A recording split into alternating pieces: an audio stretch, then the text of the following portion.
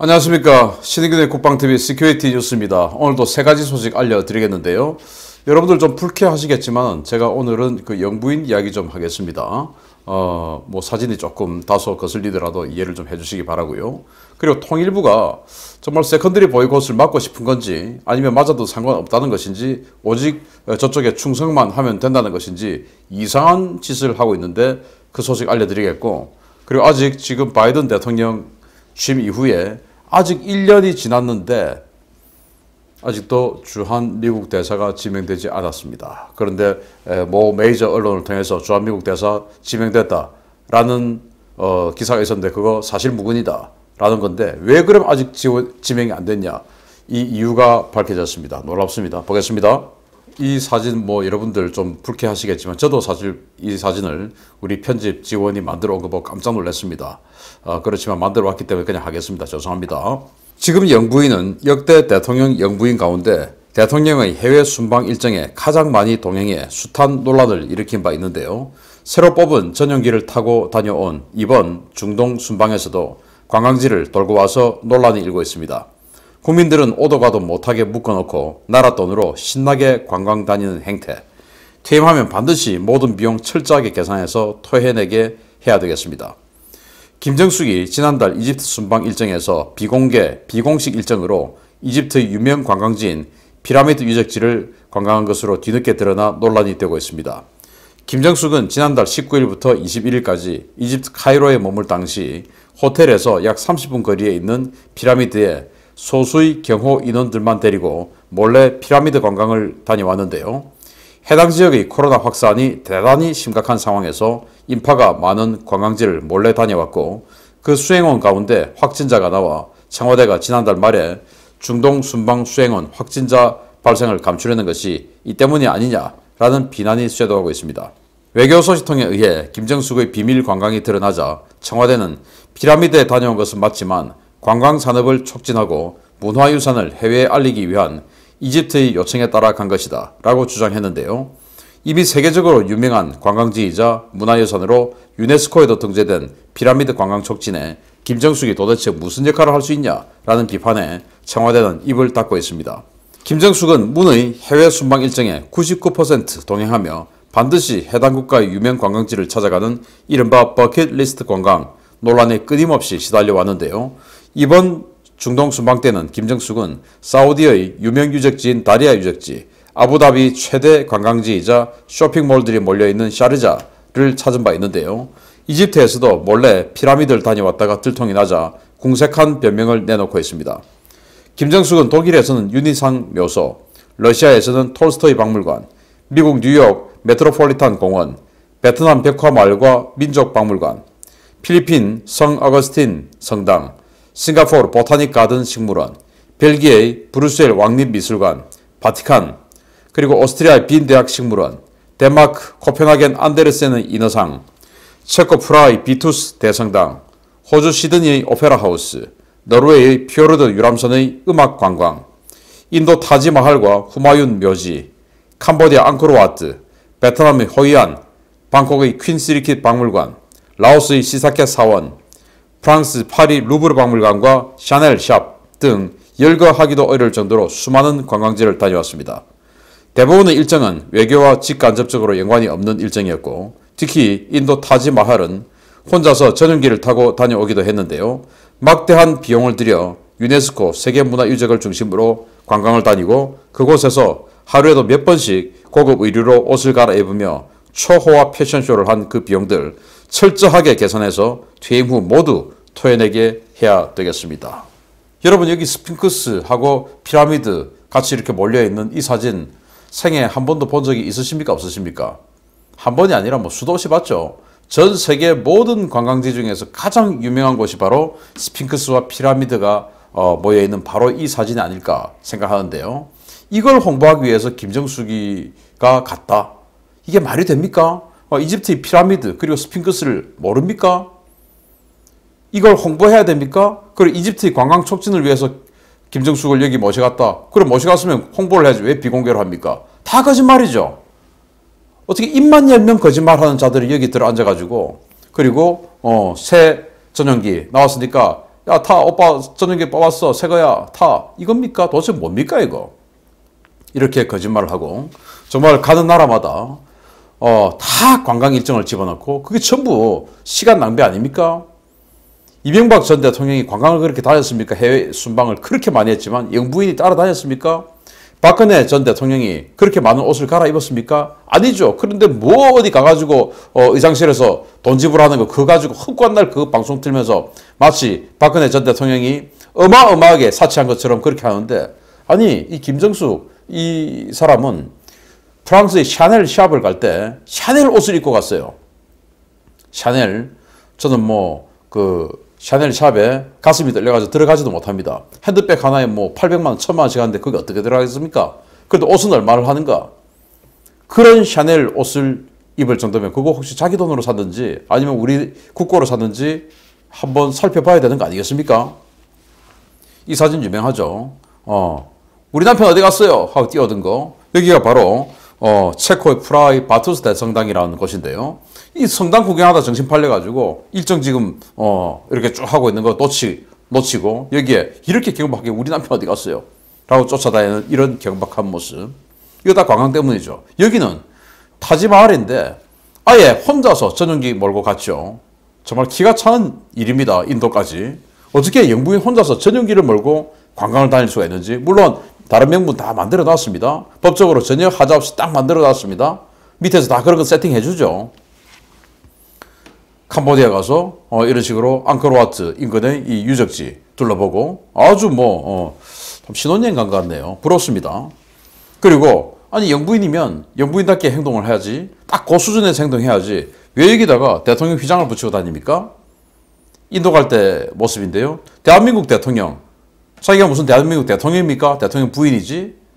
저 지금도 선물 같은 거 계속 보내주고 있던데 아마 청와대 선물 보내야 하는 리스트에 제 이름이 있나 봐요. 거기 항상 대한민국 대통령 문재인 그리고 김정숙 같이 있어요. 참나 어이가 없어서 정말. 그런데 여기 뒤에 있는 이 공군 장교들은 경례는 왜 합니까? 이 사람이 국군 통수권자입니까? 군인입니까? 경례하지 않으면 맞아 죽을 것 같죠. 인상이.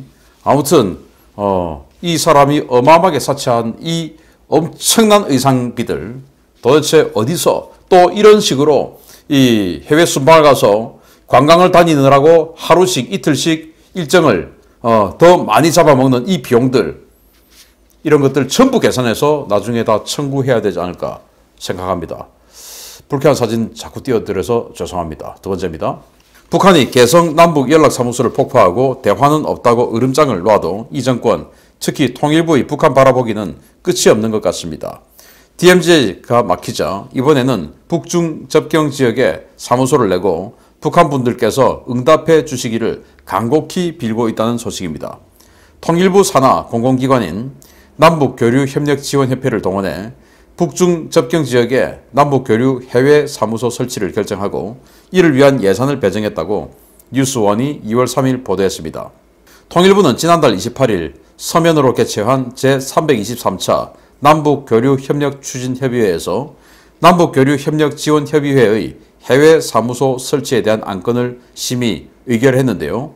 중국에 설치하는 이 사무소는 현지 대표처 역할을 하며 북한과의 접촉을 담당할 목적으로 만들어지는 사무소로 착수 예산은 3억 3,800만 원이 배정되었습니다. 통일부는 남북관계 경색 장기화로 교류 협력이 끊긴 상황에서 앞으로를 대비하는 성격에서 사무소를 추진하며 현지에서 남북 경제 협력이나 인도 지원 등 원스톱 서비스를 제공하는 것은 물론 북중 교육 관련 동향 파악을 위해 사무소를 설치를 추진한다 라고 밝혔습니다. 문제는 북한이 핵 포기 의사를 전혀 밝히지 않고 있고 오히려 핵무장 강화와 대량 살상무기, 탄도미사일 확산에 나서는 등 국제사회와 대립각을 세우고 있는 상황에서 통일부가 일방적으로 사무소를 설치해 북한에 대한 경제 지원 준비에 나서고 있다는 것입니다. 통일부는 이 사무소를 중국, 특히 단둥 등 북한과의 왕래가 이루어지는 곳에 설치한다는 방침인데요. 휴전선에서 만나주지 않으니 중국의 사무실까지 차려가며 어떻게든 상전을 아련하려고 발악하는 모습. 도대체 저들이 왜 저렇게 북한의 저자세로 충성하려 하는 것인지 그 진짜 의도가 정말 궁금합니다. 김여정의 명령에 의해서 이렇게 우리 돈으로 만든 이 거대한 빌딩을 폭파시키고 이런 상황, 그리고 아직도 국제 유엔 제재, 그리고 미국의 독자 제재, 그 제재를 어겼을 경우에 따라오는 세컨더리 보이콧, 경제 제재, 이런 것들이 살아있는 상황에서 이제 판문점을 통해서 이 휴전선을 통해서는 교류가 안 되니까, 왜? 이 휴전선을 통해서 뭔가 남북 간에 접촉하고 하는 건 다 유엔사 소관입니다. 그래서 유엔사에서 감시 감독이 가능하고 또 허락해 주지 않고 하는 이런 상황이니까 유엔사의 눈을 피해서, 즉 미국의 눈을 피해서 또 우리 국민들의 눈을 피해서 중국 단둥에다가 사무실을 차려놓고 이 북한에 대한 지원하는 것을 원스톱으로 하겠다. 아니 지금 뭐 북한에 대한 지원이 가능합니까? 경제협력 가능합니까? 안 되죠. 인도주의적 지원 제대로 가능합니까? 안 되죠. 그런데 무슨 원스톱을 서비스를 해야 될 정도로 그렇게 사안이 많습니까? 아니죠. 그럼에도 불구하고 거기 왜 하냐? 거기는 중국만 눈 감아주면 뭐든지 다 할 수 있는 곳이니까 하는 겁니다. 그래서 지금 요즘 이 북한과 중국의 밀월 관계가 아주 그 도를 점점 농도를 짙게 해가고 있는 상황 아니겠습니까? 북한은 지금 완전히 친중을 선언하고 나서고 있고 이 대한민국 현재 정부도 완전히 친중을 선언하고 있는 그런 정부다 보니까 그 중국을 매개로 해서 북한에다가 뒷돈을 도대체 얼마나 몰래 숨겨줄 것인지 단둥에 CIA 요원 다 있습니다. 큰일 납니다. 그 후과를 우리 국민이 지는 겁니다. 이런 이 통일부의 행태, 도대체 북한에다가 북한의 인도주의적인 용도라고 하면서 주는 그 인도주의적 물품이 북한 인민들에게 골고루 돌아가겠습니까? 아니죠. 당연히 아니죠. 그래서 우리가 쌀을 주고 비료를 주고 하더라도 이게 마지막에 최종 어디까지 가느냐? 이게 진짜 군량미로 안 가고 인민들에게 가느냐? 이런 것들을 마지막까지 감시 감독해야 된다라고 하니까 그럼 쌀 안 받겠다고 했지 않습니까? 북한이. 그런 놈들입니다. 그런데 우리가 뭔가를 주기 위해서 이렇게 간다? 아니죠. 저기 있는 최고 우대가리들에게 뭔가 갖다 바치기, 상납하기 위해서 하는 거 아니겠습니까? 마음속에 충성심이 우러나 있는데 정말 이자들의 정책, 머리를 확 열어서 진짜 보고 싶은데 그러면 범죄가 되니까 아무튼 동원할 수 있는 모든 법 다 동원해서 이들을 처벌해야 되지 않나라는 생각이 듭니다. 세 번째입니다. 미국이 장기간 공석이었던 주한 미국 대사에 필립 골드버그 콜롬비아 주재 미국 대사를 내정했다는 국내 언론 보도, 그런데 사실이 아니었습니다. 한국의 선거 결과를 보고 어떤 인물을 내보낼지 판단한다는데 이번 선거 정말 한미동맹의 운명은 물론 나라의 운명이 걸려있는 역사적인 선거가 될 것 같습니다. 한국 일부 매체에서 주한 미국 대사로 필립 골드버그 콜롬비아 주재 미국 대사를 내정하고 아그레망 절차가 진행 중이라는 보도가 있었지만 이는 사실과 다르며 백악관은 아직 주한 미국 대사를 지명한 바 없다고 미 상원 외교위 고위 관계자를 인용해서 미 국무부 관영매체 VOA가 2월 3일 보도했습니다. 미 상원 외교위원회 공화당 간사인 제임스 리시 상원 의원은 지난달 조 바이든 대통령에게 한국이 장기간 대사 공석 상태인 점에 우려를 표하며 조속한 대사 지명을 촉구했는데요. 리시 의원과 상원 외교위 측에 따르면 백악관은 아직 주한미국 대사를 지명하거나 후보군조차 상원에 알리지 않고 있습니다. 미국의 해외주재 대사는 해당 국가의 아그레망 요청이 들어가기 전에 상원 외교위원회에서 인준을 받아야 하는데요. 리시 의원은 아직 주한미국 대사 부임을 위한 인준안이 상원에 제출된 바 없다면서 최근 한국 매체들에서 보도된 필립 골드버그 내정설은 사실 무근이라고 밝혔습니다. 미 정치권에서는 바이든 행정부가 1년 넘도록 주한미국 대사를 지명하지 않고 있는 이유는 대선을 앞두고 있는 한국의 정치적 상황 때문이라는 분석이 쏟아지고 있습니다. 한국의 대선 결과에 따라 한미 동맹이 강화될 수도, 최악의 경우에 파탄날 수도 있기 때문에 아직 대사를 지명하기에는 시기상조라는 주장이 정치권과 외교가에서 힘을 얻고 있는 모양새입니다. 이제 우리 대선은 한 달여 앞으로 다가왔는데요. 대선 결과에 따라 차기 주한미국 대사는 동맹을 강화시킬 핵심 요인이 올 수도 또는 동맹관계를 청산할 저승사자가 올 수도 있기 때문에 우리 국민들 선택 잘해야 되겠습니다.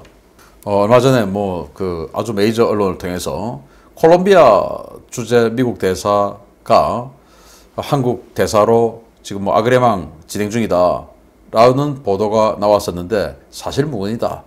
제임스 리시 상원 의원이 그렇게 밝혔습니다. 그 제임스 리시 의원이 한국 언론을 봤다라는 거예요. 그거 사실 아니다. 왜? 이 아그레방 절차 밟으려고 하면은 일단 상원 외교위원회에 먼저 그 관련한 보고를 해야 되는데 자기네들은 그 서류 본 적도 없다라는 거 아니겠습니까? 그래서 지금 아직 한국은 1년이 지났는데 대사 지명이 안 되고 있습니다.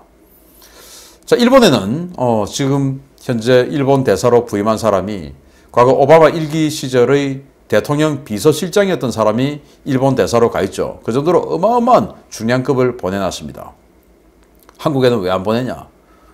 제가 데일리 디펜스를 통해서 이 한국의 대선이 끝나면 끝나고 나서 5월에 한국 대통령이 새 대통령이 취임을 하면 그 5월 말에 바이든 대통령이 한국에 오겠다라는 말씀을 제가 드렸었죠.